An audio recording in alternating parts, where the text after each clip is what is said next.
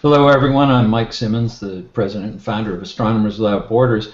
We have a very special program today on a very important subject. Astronomers Without Borders, as many of you know, is based on the idea that astronomy is something that's universal, that we connect with each other based on this passion for astronomy, looking up at the night sky that we all share. We have two people who have a different perspective, who have been able to look back down at the Earth and see it from that sky, and can share with us the orbital perspective, especially as one of them says. We have from us now, I'm assuming that everybody's seen the thumbnails at the bottom from left to right, just like me, and maybe Liam will bring them up, but we have Anousheh Ansari. Anousheh was the co-sponsor of the Ansari X Prize for the first private reusable spacecraft several years ago, but has gone into space herself to the ISS, the first woman to do so on a private mission.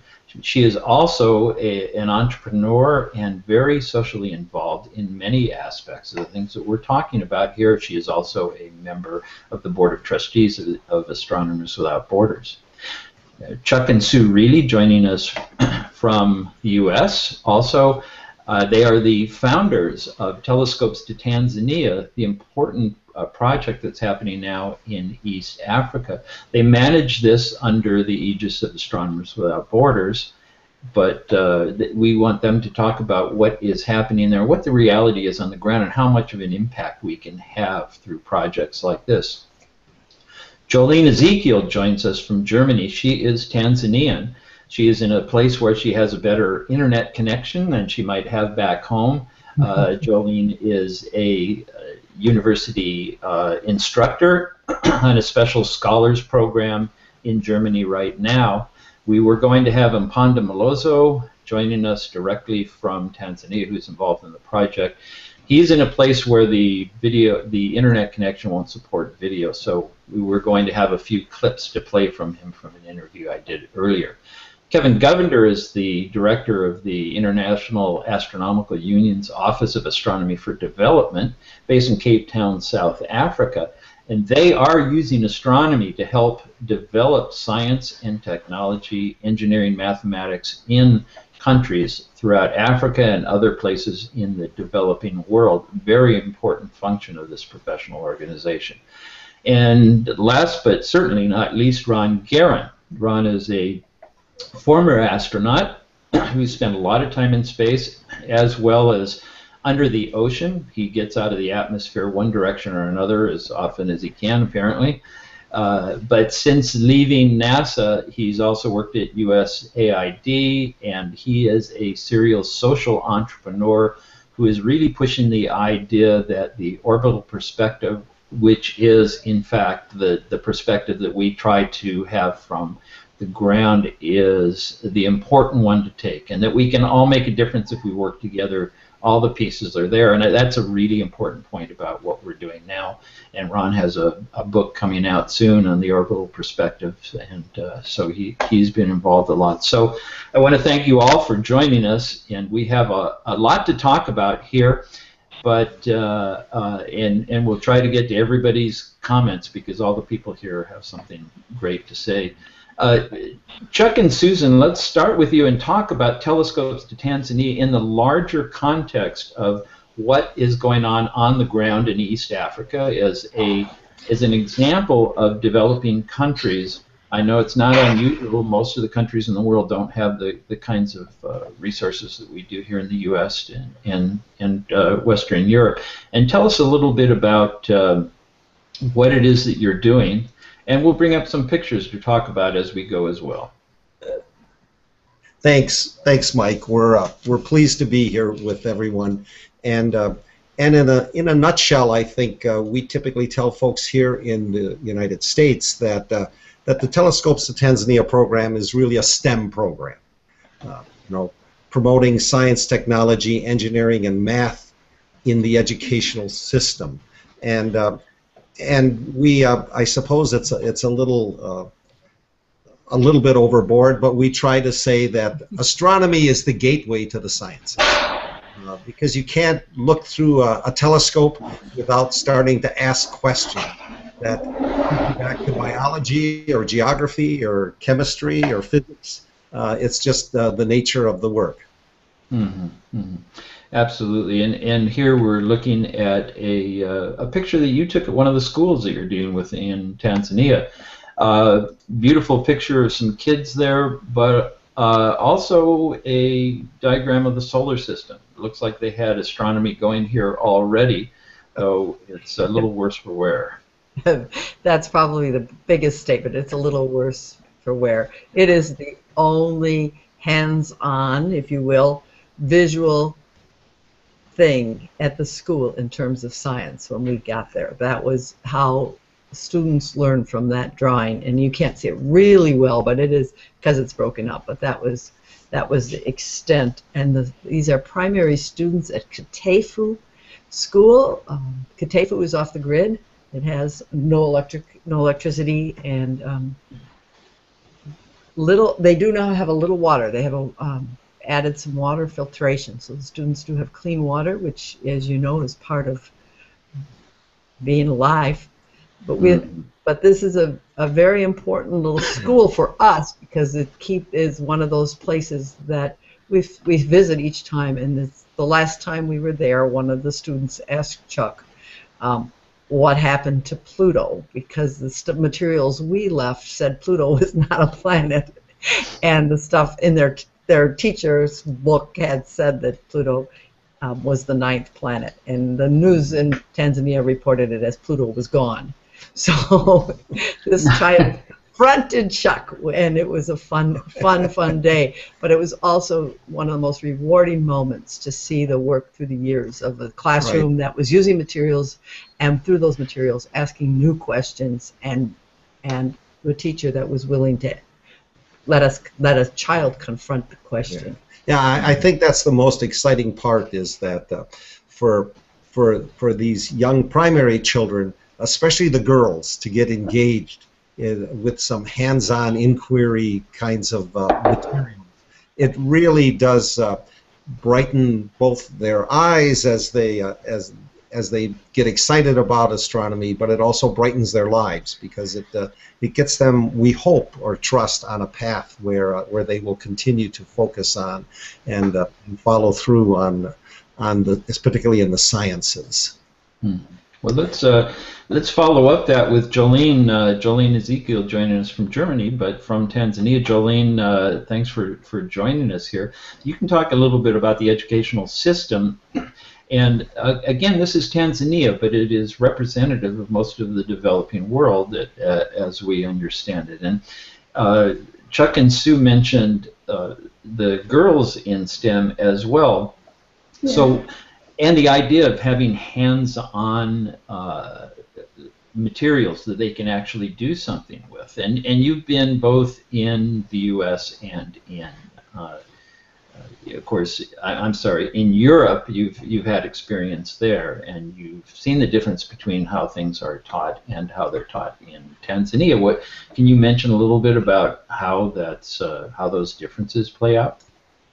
I guess in the terms of how we put our priorities and what we consider as privilege and what we consider that we don't have for privileges.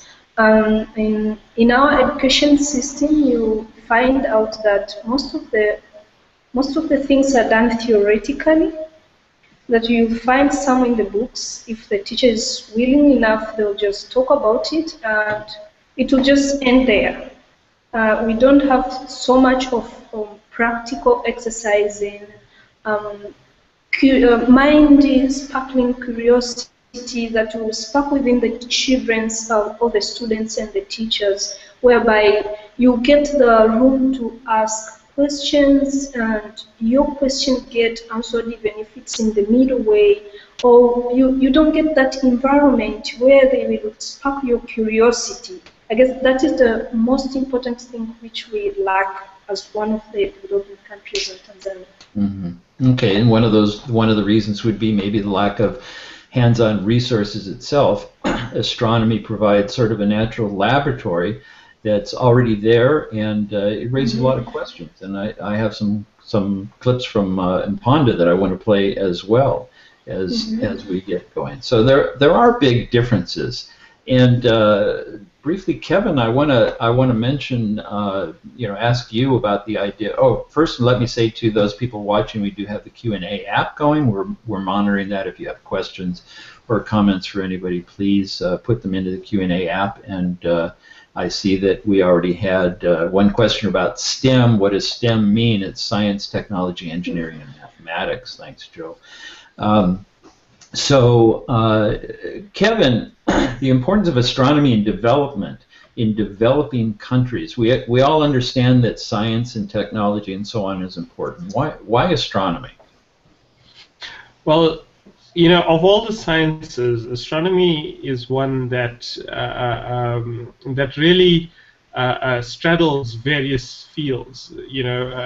This was part of the recognition of the International Astronomical Union when they came up with this idea to set up this office. The idea that astronomy deals with some of the best technologies in the world. It deals with some of the with the latest science and science research, but it also deals with culture and society.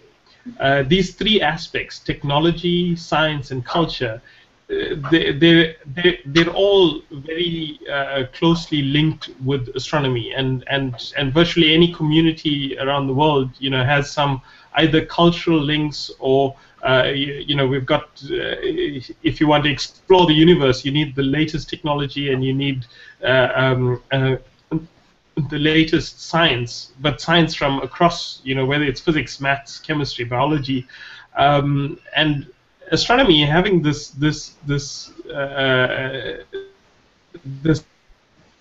place straddling all these different areas has the potential to stimulate these areas in different countries. And when you look at these three aspects, technology, science, and culture, those are generally almost the measures of the level of development in a country.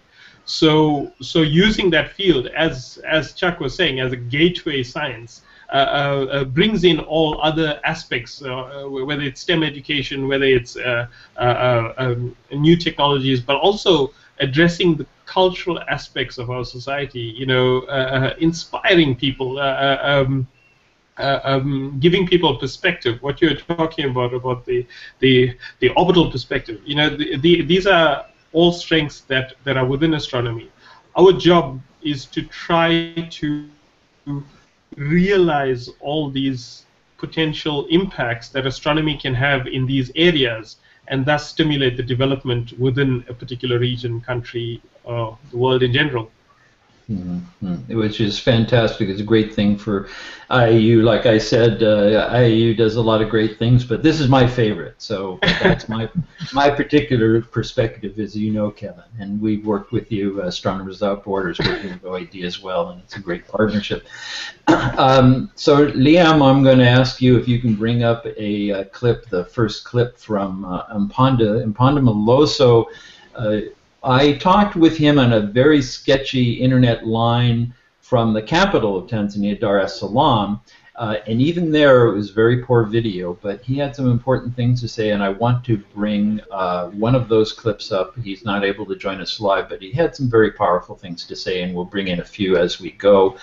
And then I'd like to get some reaction from, of course, Ron and Anousheh, who have a broader view of these things in many different social aspects. And also, before we start that, Liam, I'll mention that Ibrahim from Egypt says such talk is really touching most of the Arab countries, especially my country.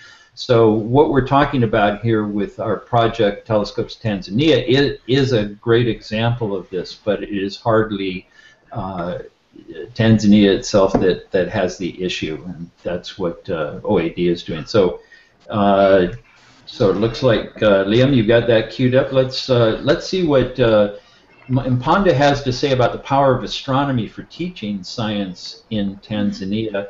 And pardon the video, but his words are powerful enough. Well, astronomy is very, very helpful because it connects the knowledge that you get, the skills, and it awakes curiosity of someone towards understanding more. And it makes kids think of the concepts. How do we apply them? And Universe Awareness, or UNAWE, has really helped out to build me on my astronomy skills and outreach skills. And I remember one fantastic question which I was asked by a child.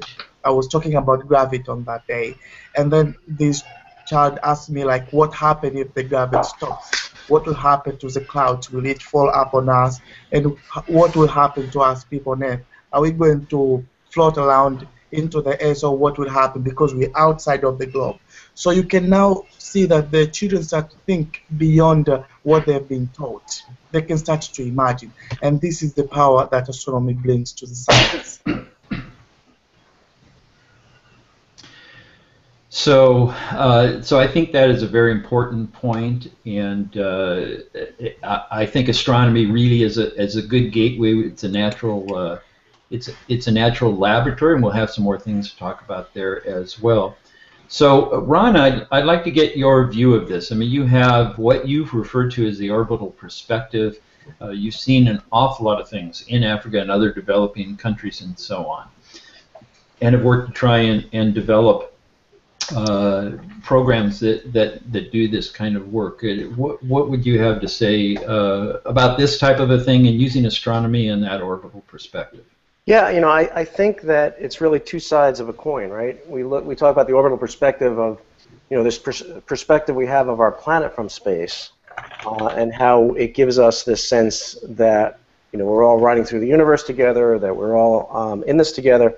But if you look at the heavens from Earth, you know, one sky, one people, one sky, you know, it's two sides of the same coin. And what we just heard, I think, really sums that up very, very poignantly, in that it causes us, not just students, but all of us, to think a little bit bigger, think a little bit bigger than our immediate surroundings. And you know, one of the things that it brings out is what I like to call three-dimensional thinking, right? Throughout all of history, we've pretty much had a two-dimensional view of the world around us. We see, you know, our universe extends to the next hill. Our universe extends to the end of the forest, or whatever it may be. You know, we all understand that the Earth is this beautiful globe, but bringing that three-dimensional thinking into our everyday awareness, I think, is a whole other thing.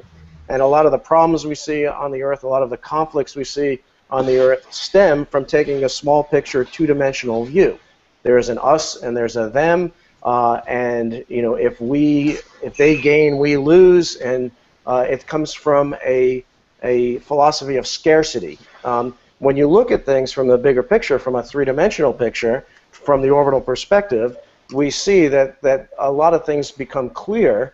That we didn't really realize before, that our universe doesn't just extend to the that our backyard is a lot bigger than we think. Our backyard is in fact global, and things that we do, even on a local scale, ripple out and affect everything else. And I think when we take that big picture perspective, that you know, I'd like to call the orbital perspective, I think a lot of things and a lot of these conflicts and a lot of the other problems that we face, you know, seem so much more trivial than they appear on the two-dimensional plane. And so I think having this big picture view, and especially you know, training and instructing students on how to have this big picture three-dimensional view, I think will do a lot more than just help STEM. I think it's going to help society and help us in every facet of society. And there's one more point that Ponda made. I don't know if we'll get to that clip where he pointed out that helping STEM education and helping science in Tanzania, it's not just helping science. He said science is without boundaries, and the scientists that are trained there go to other countries, participate with other countries. It helps in Tanzania, but when you invest in science in one country where there is little, you are investing in things for the rest of the world as well. And we don't need scientists just from the Western developed countries. We need them from everywhere. So we talked a little bit before. I was starting to talk about the overview effect, the same thing you're talking about with the orbital perspective, and how a few of you, and next we'll talk to Anousheh, you can tell us about that as well, have had the chance to look at the Earth from up above, just as it appears in the thumbnail down there. Liam, our producer, has got a beautiful view from the live view from the International Space Station right now. And that's really a powerful thing. But, you know, we use the motto, one people, one sky, because when we look up at the sky, we sort of see the same thing. We're sharing that same sky, and we realize that we're looking at the same things at the same time. That's what I call the orbital,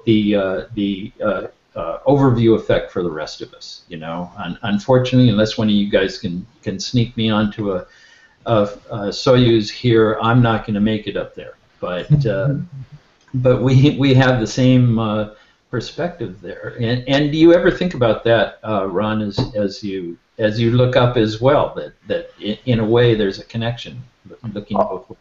Oh yeah, of course. And actually on the cover, I have this book coming out. It's called The Orbital Perspective. On the cover of the book is a picture that I call Downside Up, Down Under, and it's a picture of me at night inside the cupola, and it's upside down, but it's looking down over coastal Australia. And the reason why I call it that is it was inspired by a song called Downside Up by Peter Gabriel. And Peter Gabriel explains this song as you have to imagine that you're laying out in a field at night looking up at the stars. And at some point, as you look at it long enough, you feel like you're looking down on an ocean of stars. And that's what he describes as downside up. And that really is, I think, a really accurate way to describe what I think you're saying, Mike, is this overview effect for the rest of us. And you know, just to expound a little bit on that terminology, you know, the overview effect is a term coined by Frank White, professor at Harvard, who wrote a book of the same name, The Overview Effect, and the third edition of that book is coming out, and I recently wrote the foreword for that book.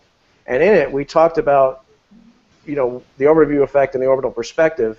And if the overview effect is this effect that occurs from being able to see the planet from space, or in the case of astronomy, seeing the universe from Earth, then the orbital perspective is what you do with that experience. It's the call to action of that experience. It's the unwillingness to accept the status quo on our planet. It's the recognition of the sobering contradiction between the beauty of our planet and the unfortunate realities of life on our planet. And so, just to put that in the context of the discussion, I think it's important to look at that. Absolutely, great points. And when is your book, or The Orbital Perspective, going to be out? In January, hopefully. In January. if I meet all my deadlines. Yeah, right. So I'm gonna pre-order it, as soon as that's possible, because I'm really looking forward to that. And somebody else with an orbital perspective as well, who also works around the world, Anousheh Ansari. Anousheh joins us from Mumbai in India. She's an entrepreneur working on building another billion-dollar company here, and Anousheh, you've loved astronomy and space your whole life. In fact, you went into engineering.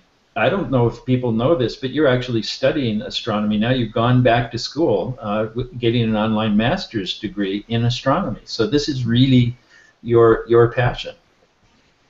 Absolutely. Actually, my love of space and going to space started with astronomy, and started when I was very young, and I fell in love with the stars, just looking up at the beautiful night skies while I was living in Iran. Back there, I'm born in Iran, and I lived there until I was about 16 years old. And my love of stars started back then, and it just the curiosity of trying to find out what are those shiny little things up there and what they're made of, and if there are other beings living out there in the universe someplace, is what drew me to space, and my desire to fly to space. And that passion has stayed with me, and I think will stay with me to the day I die. To me, every time I look up, it's a place where our imagination gets stretched, and we can really exercise this beautiful gift of imagination we have as human beings. And not only imagine other worlds, but imagine how our world could be if we could live a different life and act differently toward each other. And as Ron mentioned, when you are up there and you're looking down, you see this contrast, and you almost want to, you know, shake people when you come back and say, do you realize that we're all living on this planet and we're all in it together? And it's hard sometimes to just watch our world leaders as, you know, recent events of the world that's happening around us. You listen to the news and you're saddened by how people have such a you know, limited, small point of view. And you know, when you have this experience of flying to space and looking down on our planet from space, then you can't help but change the way you look at the world. And it's I hope that everyone gets to do it one day. Well, I hope so too. I hope during my time that happens too. And I just want to mention, by the way, Ron, the picture that you were talking about that's going to be on the cover of your book, that was on my desktop for a while too. That's an astonishing picture of you. I thought it was great. So, you know, not everybody does look up. And in fact, there's one person who mentioned in the chat here, you know, about whether or not there's been any thought to preserving areas of dark sky in developing countries to avoid the problems that we're having with so much light pollution that people never even see the sky. This is sort of like going inside and never realizing that you're a part of a community. You never look out the window. And the sky is our window on the universe. It shows us where we are in the universe and that we're all a part of it. So the question becomes, you know, how do we bring that perspective, and how do we use that in order to educate people? It is more than just formal education, but it is a larger view that connects us all together as well, which is the one you and I, Anousheh, always push in Astronomers Without Borders, of course. So would you say that your opportunity to look back down on the Earth really changed your perspective? Is this a perspective you had from the beginning? No, I mean, I guess inherently I felt this oneness of our planet and our people. And I come from Iran, where it's in the middle of conflict areas, and something that I always, you know, felt that it's, you know, I wanted to always do something about it. But it definitely, that viewpoint gets strengthened when you can look down and look at our world. And I guess no matter how many pictures you see and no matter how many times you hear it, when you see it with your own eyes, it has a deeper impact on you. So definitely the impact was there. But I think it's something that, you know, with the cameras on this ISS, with a lot of different ways now that the astronauts are sharing their experiences live, you know, from the space station through pictures and tweets and you know, Google Hangouts like this, more and more people get to at least somewhat experience that, and I think it's very helpful. And Liam, your own thumbnail there is showing us a live picture from the ISS. Why don't you bring that up so that we can see that before we get back down to Earth here? It's over Cameroon. Is that what that says? So, and is that the Soyuz? One of the people has ridden on a Soyuz before. Is that the Soyuz up above there in the picture? Yes, you see two of them actually. Two of them. Okay. Yeah. So let's go back to a down-to-earth example with Chuck and Sue, really about telescopes to Tanzania. And we're going to bring up a few more pictures as you talk as well, guys. But what is the impact that is happening on the ground there? What have you found? What have you learned about telescopes to Tanzania and its impact there? Well, very early on, and now especially the past 2 years, one of our learnings is that that the work needs to be rooted in Tanzania by Tanzanians. My 6 trips there in the last 4 years have been exciting, a month at a time, but the real joy has been encountering colleagues on the ground who are now forming an NGO, a non-governmental organization, nonprofit language here in the U.S. that will create a Center for Science Education and an observatory. We will have a small roll-off observatory with a 12-inch Cassegrain telescope in it. Next year. Next year, yes. We're in the process of developing that the resources to do that now, and so I think what we're learning is that the possibility of doing the work is met again and again by an enthusiasm for embracing science and technology as a way forward, both for individual students, but also for the nation.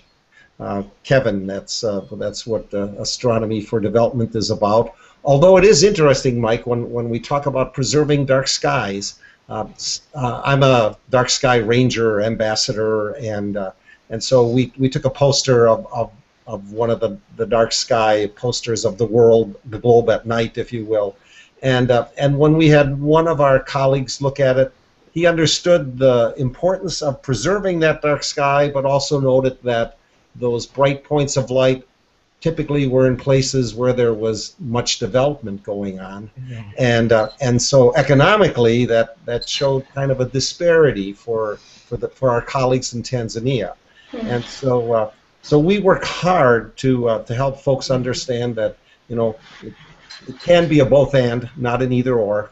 We can work at preserving those dark skies and work at doing development in ways that doesn't endanger those skies. But for students, they just embrace the work consistently. I think we need to add that it's really important what you said, Kevin, about culture and science, and that we represent a different culture when we're in Tanzania. We represent folks from the white and the West, and that has implications way beyond anything we can imagine. So we try very hard to leave a small footprint of who we are and a large footprint on what the science can do. So we try to lift up leaders and work with people in Africa so that it isn't about us at all. On the other hand, we also want to be an inspiration. We want folks to see that they want to know where we come from. They want to know what we know. I want to know what our life's experience are. And we keep trying to bring what we've done into the kind of conversation that says, you can do more than we can do. We're just all white people. You guys have lots of potential. And we really try to work that through very often. And that's partly why we've chosen now to work mostly with teachers, because we want the students to see that their teachers are the ones that are learning and growing, and their teachers are enthused about science. And so we work with them so that they teach the students, and the students don't get this picture of these tall white people knowing stuff and their teachers not. So we're really worked hard at that. In fact, in our most recent trip in June, when we were working with scientists, educators, and some Ministry of Education officials from the national government, that we were working on developing some STEM curriculum, if you will, some connecting astronomy to the national syllabus. And one of the most exciting parts of the event, of the week-long event for Umpanda, Sue, and I, the three of us were sharing the leadership role, the facilitation role, was the last day when one of the leaders in Tanzania said, okay, now the three of you can go away for the next few hours this afternoon, and we're going to figure out what we're going to do. And so they took the week's experience and created some roles of ambassador in particular subject areas with teachers who had been working all week to create some new curriculum ideas to engage students, that they were going to take on that work in biology or chemistry, geography, physics, and then they said, astronomy is not a syllabus subject in a standalone subject area in the curriculum, but they said we're going to have astronomy ambassadors also, because we have the tools. telescopes, more than 50 that have been taken in over the past 4 years. We've got the tools to go out to the schools and the communities, the villages, and share this work. So we're going to have astronomy ambassadors as well. So that just brought joy to our heart for Mpanda and Sue and I, and now Jolene, a colleague who will be joining us this fall as she returns to Tanzania, that we see that work taking root in local communities. Well, let's say something about Telescopes Tanzania. I think Liam has a slide here that'll show a few pictures, but also the link to the Indiegogo campaign. You talked about science, the Science Center, Center for Science that is being developed there. And this is a fundraising effort for it. And we have a few pictures there on Mpanda showing people the sun with a device. And there's one telescope in the center there of somebody being able to look through a sixth standard student being able to look through a telescope for the first time. So those of you who would like to support this, please do go to the link on there, Indiegogo, or just go to indiegogo.com and look up Telescopes Tanzania and support the project. This is an opportunity for you to be a part of the solution. And please spread it around to everyone else as well. Now, this Center for Science is doing exactly what Chuck and Sue have just described. And I would like to bring Mpanda back in on a video where I asked him about the impact of the Telescopes Tanzania Center for Science. And once again, I hope everyone will support this, and we do need your help. This is I'll give a little spiel here, this is a very, very high impact program that's costing very little because the resources are there, the people are there, very inexpensive from our standpoint to do things there. As Ron Garan likes to say, the key is we, and I like to steal that from him, because everything is pretty much there, and if we work together with a little bit of foreign capital here, we can get an awful lot done. So I encourage everybody to take a look. But let's hear from Mpanda now and see what he has to say about the impact of the Center for Science. Well, I'm seeing the Center for Science and Telescope to Tanzania as is going to have a huge impact in the science teaching, science learning, science understanding, and astronomy in general. Because at first, when I was doing university awareness, or it was just me with the kids. I was only focusing on the children because there was no one to talk to about astronomy. There was no one with the same passion or the same understanding, because most of the people, when you speak of astronomy, they think of astrology, and with that they just shy away and they don't want to be with you. But through Telescope to Tanzania and the help of Astronomers Without Border, we were able to bring teachers to come together. We did our first training in 2012, and from there people started to have a new understanding of astronomy and what astronomy can do. And that was the first step to take astronomy to the teachers. And from there, the teachers embraced astronomy. And from there, we started to have a community. And after having a community through Telescope to Tanzania, we are now creating a foundation for astronomy here in Tanzania through the Center for Science, which is an observatory. That one is a foundation for astronomy, which is going to link astronomy and science teaching in Tanzania. And through it, we are going to get more teachers, we are going to get more students, and we are going to influence even the government to start to look astronomy in a whole different way, and in more practical way, not just by saying that astronomy can do something. Telescope shows us how to do it, and it gives an examples of how best can it be done in this situation here in Africa. Great. And I'd like to point out, too, we have a couple comments from Lunang, who is from Cameroon. I don't know if Lunang is in Cameroon right now, but it sort of doesn't matter. Who mentions that in sub-Saharan Africa, the only chance a kid has to learn about astronomy is in college physics courses. And in Cameroon, and I'm sorry, he or she, Lunang, I don't know the names, actually astronomy is taught by physicians because they were, nobody had any experience with it. But also, there's another comment. about Lunang also mentioned about getting telescopes into these countries, and that, as Sue and Chuck mentioned, is one of the things that they have done. Gotten a lot of telescopes there. The sky's a big laboratory, and the key to unlocking it is just these little telescopes which we get over there. So, Ron, I want to ask you. You have plenty of experience in all of this. I don't know if you've actually looked at the impact of astronomy per se. I mean, this sort of seems a natural, but here we're talking about how it can have a huge impact in ways that some of the other things don't. And you worked on many, many different social programs that have a big impact directly on infrastructure and so on. Do you have any other thoughts on this idea of developing STEM this way?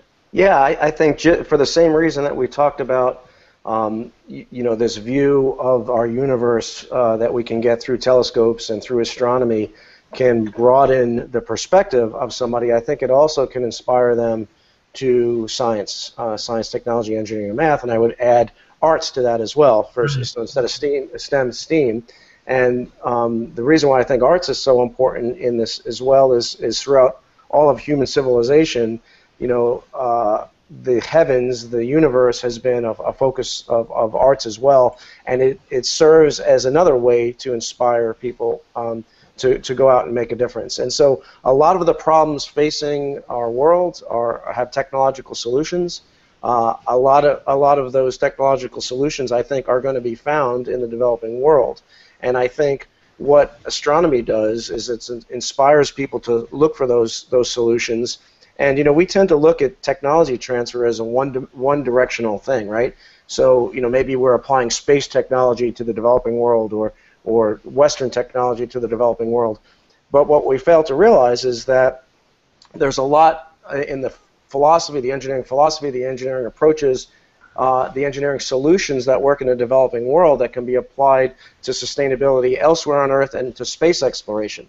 So those same principles, things have to be rugged, they have to not require a lot of maintenance, not require a lot of resupply, not require a lot of training to operate. Those are the same principles that we're going to need when we go to Mars. The engineering philosophy of the International Space Station is not going to work when we're not, just one launch away from a resupply from Earth. And so there is a great benefit, not just to the developing communities to have this technology transfer, but for the rest of the world, and in particular the space exploration. So I think it serves to inspire us all. It serves to give us an idea that there's something bigger out there, and that it serves to inspire. I know I could speak from my own personal experience that I was inspired by these things to pursue technical studies when I was younger, and I see that everywhere I go, everywhere we talk to. We've got a number of STEAM-type initiatives that we're enacting. I'm working with Leland Melvin and some other visionaries trying to develop really innovative STEAM programs to try and inspire a lot of these same things. So it causes me a lot of optimism for the future. Mm-hmm.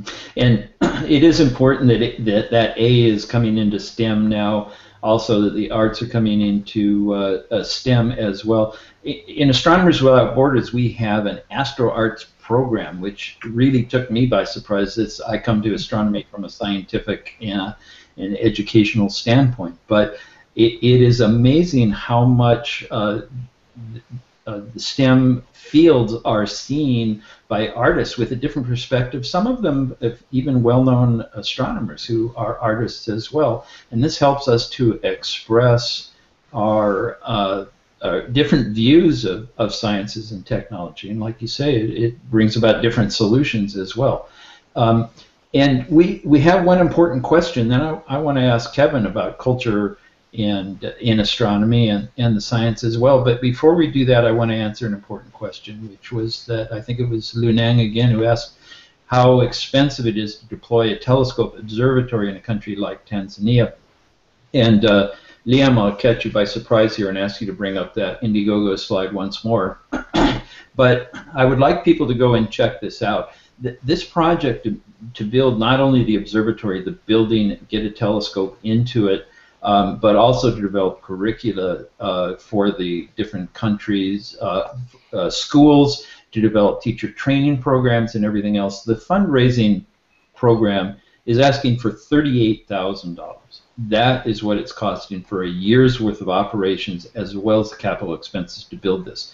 This would be $250,000 easily if it was in the United States. So this is what I mean when I say we can do a lot with very little, because the resources really are there, the passion of the people, and we can get a lot done. You know, again, as Ron says, the key is if we work together. This is not taking everything that we have and taking it over Tanzania and saying, here it is, and leaving. This is planting the seeds and giving them the few keys they need to unlock the potential they have in their country. So, Kevin, let's come back to you and ask you then what you see is the importance of culture in astronomy and how that works into STEAM fields in general. I think this is very important, some of the countries that you work with in particular. Yeah, absolutely. I think you know, I can probably answer by going back to sort of the vision of the driving principle behind our office, which is astronomy for a better world. You know, the idea is that you take this field that has all these strengths, all these links to science, technology, culture, and try to, at the end of the day, make a better world. Now, how does that work? Everything that we've been talking about so far is that, you know, it's a field where we can inspire people. We can inspire people not just to ask questions, but also to inspire them towards learning. Because at the end of the day, if you want to make the world a better place, the only thing that you can hope to do is empower as many people as possible to solve problems. In that way, people will solve their own problems. You know, the pictures that you showed of the kids in Tanzania. You know, a kid that age in Tanzania has just as much potential as a kid that age in the U.S. The challenge is offering the opportunity or allowing the chance for that person to realize their potential, and so you know, the shape of the projects that we fund, and to answer one of the questions that came up in the Q&A is that, you know, we have this annual call for proposals where people can apply for funding from the OED and implement small projects. But we look at these projects as seeds to start something big, and that's why the Telescopes to Tanzania project is something that's really close to my heart, but also it's very it's a very important mode of operation where you do the inspiration, but it's very important not to leave the inspiration there, because it's very easy for someone to sort of hit a peak when there's activity around, and then the environment might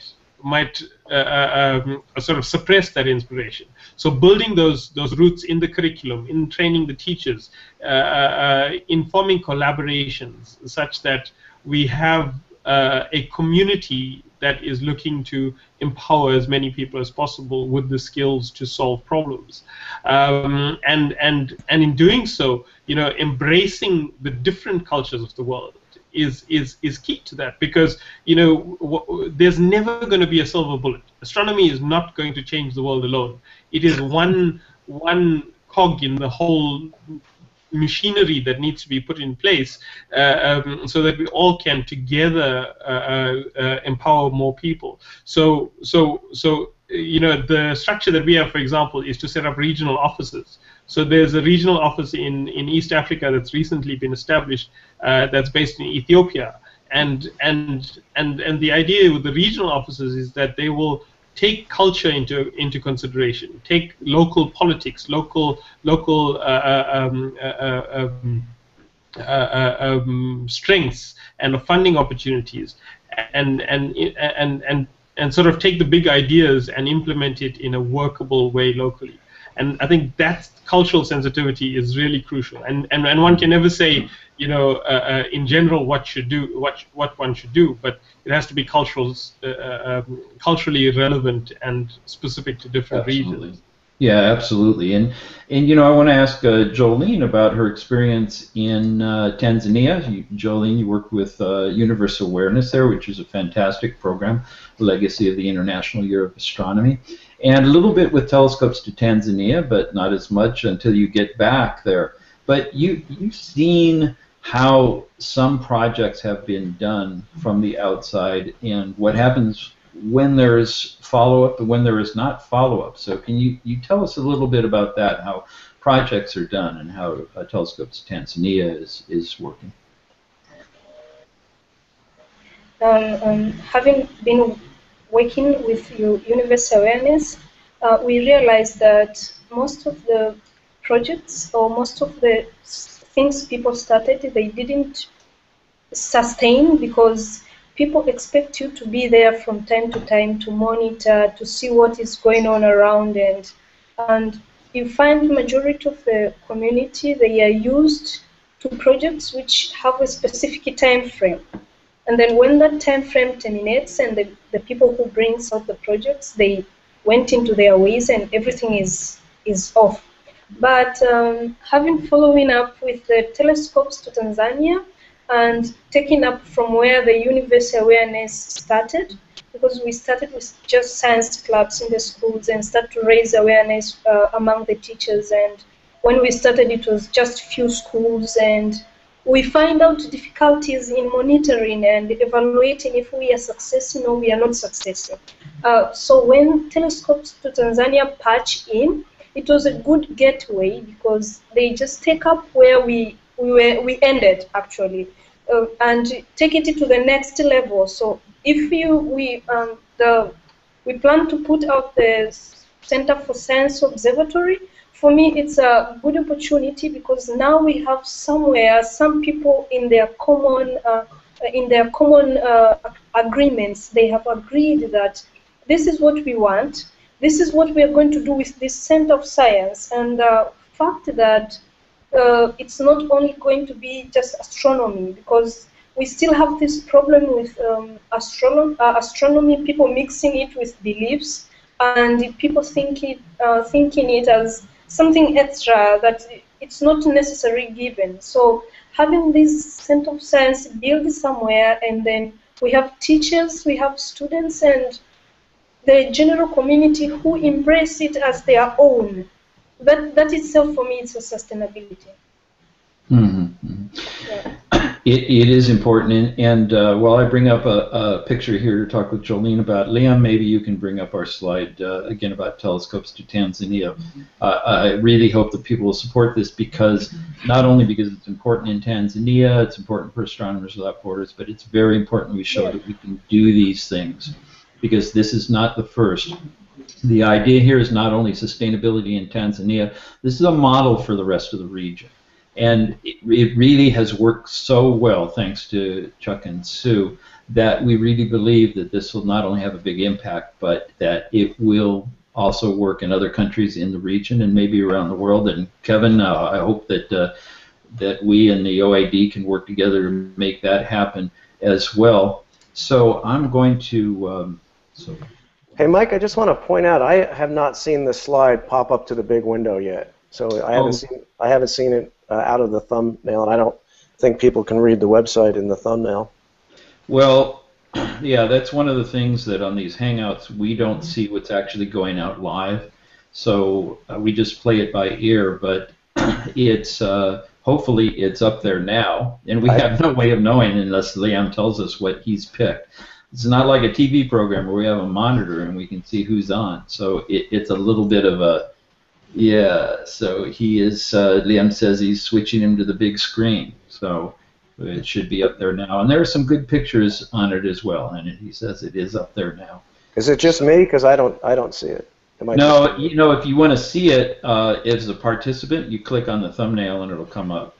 So we don't know what Liam is showing everybody. Got it. But we can pick what we see, but we can't see what everybody else is seeing. So, Got it. yeah. It's one of the restrictions, the limitations of Google Hangouts is that we never know. And I know, Ron, you're used to probably being the only person on, or maybe one other person, and you know you're on screen. We have a lot of great people here, maybe too much. I wish we could spend more time with everybody, but it would be a 3-hour show then. So, and I wanted to get so many different views in. And also, now I want to share a picture that I have here of, okay, I'm sorry, there we are. Okay, so hopefully people are seeing what I'm sharing now. And this is a picture that was taken by Chuck or Sue in Tanzania as well. And this is a small solar device to show a projected image of the sun. It's being introduced to people for the first time, the students for the first time in Tanzania. And you'll notice, though, after the fact, we notice this is in fact mostly girls there. And this is a little bit unusual for what I've told. One of the things that Tanzania deals with that we have here in the United States and almost every other country as well is that girls are a little bit sidelined as far as STEM or STEAM. Well, arts, maybe they're more involved with the STEM fields. Jolene, what about that? Is that the case there? Is this an unusual picture here, or what is the situation? I guess the situation is we have more girls performing better in primary schools and secondary schools, and then you lost them somewhere during the university time. You don't find them there. But again, it has more to do with the culture and the community's perspective, and whereby we held girls as, we have those bad notions that girls cannot perform in hard subjects. Girls have to go to art subjects, so they have to study until somewhere else, and then they just have to stop or something. So it's not that much unusual, but when you engage them, they really are curious, and they will very appreciate any opportunity given to them, and they will jump to any opportunity as fast as possible. But again, we have the problem with the society, I would say.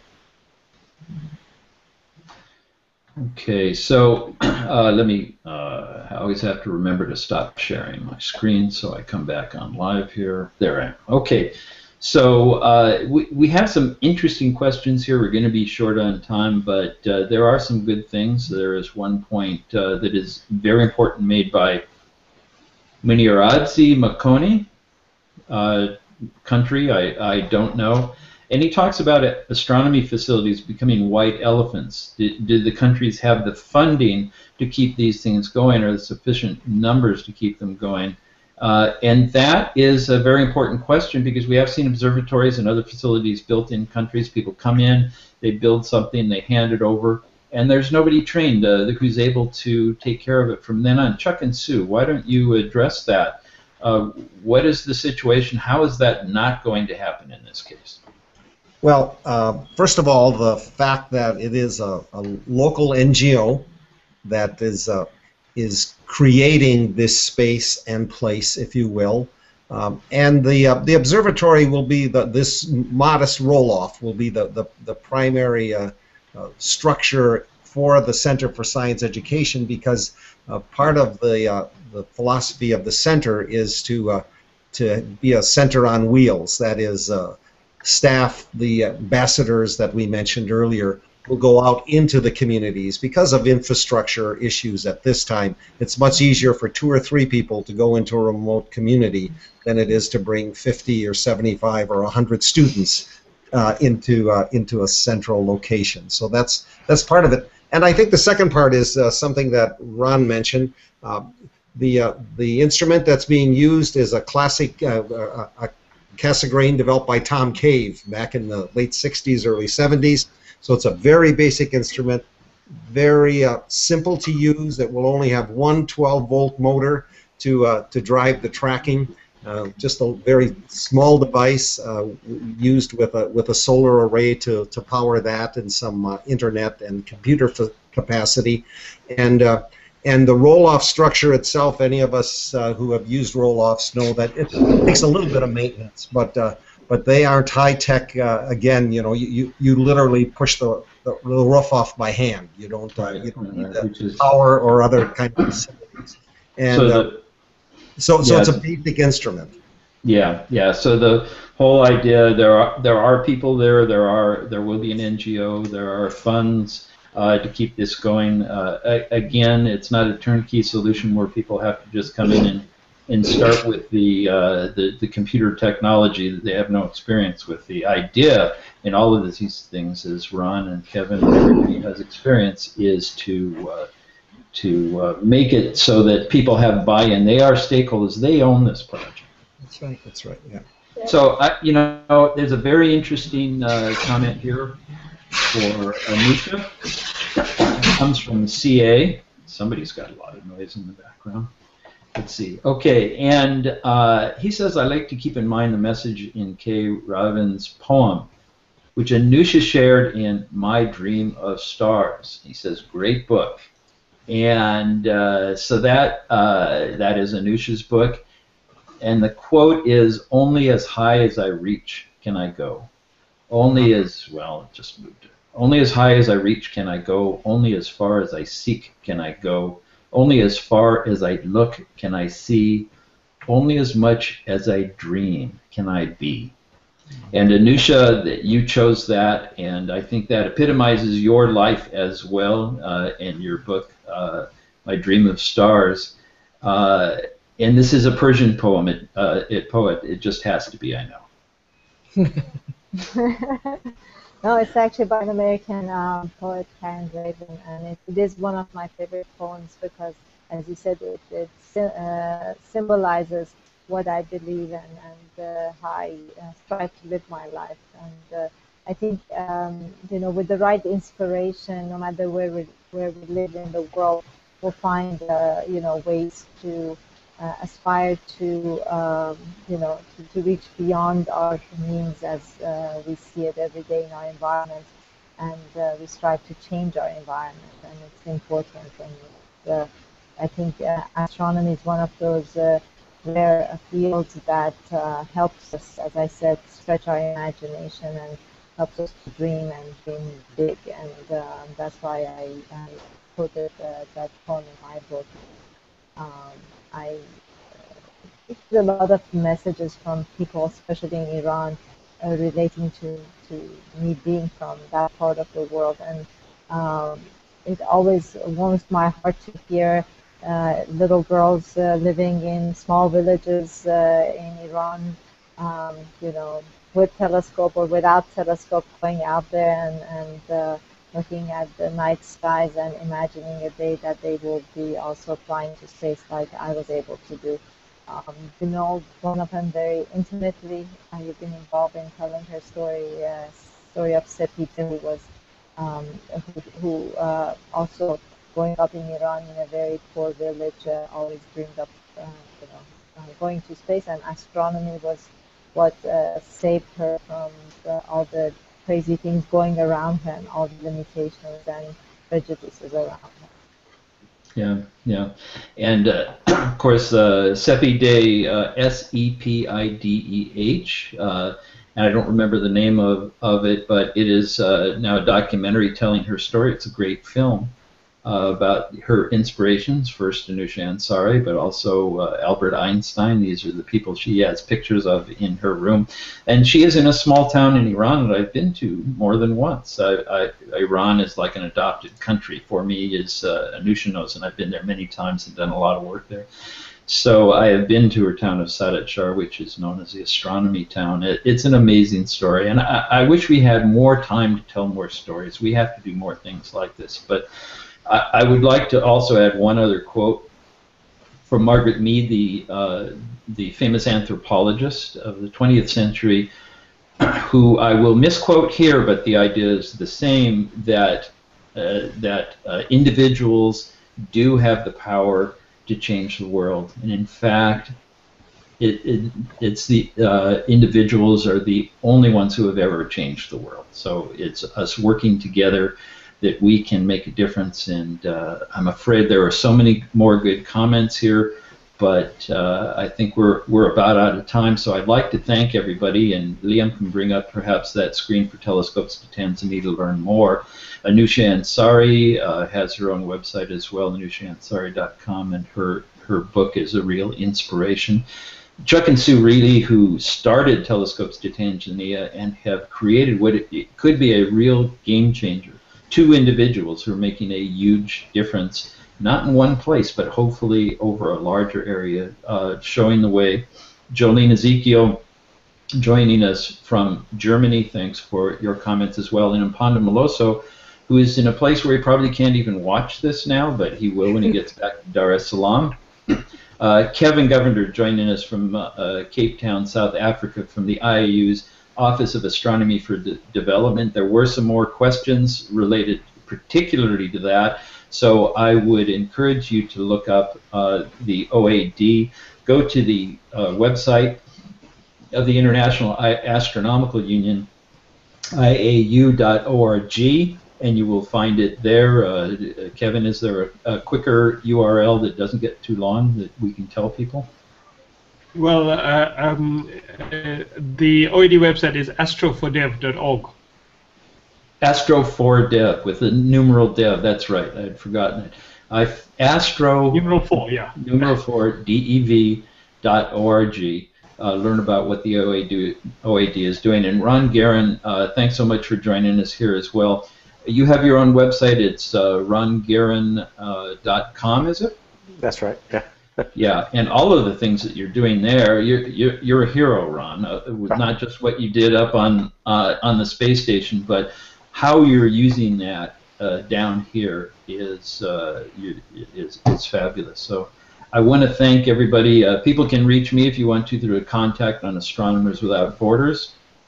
That is astronomerswithoutborders.org, a very long URL, or as a short form, Astro WB for the initials for Without Borders, ASTROWB.org. There are contact forms there. Please write to me if you have any of these questions. I'll be glad to answer them. And I want to thank everybody for joining us, and thank you for those of you who are watching and have these great comments as well.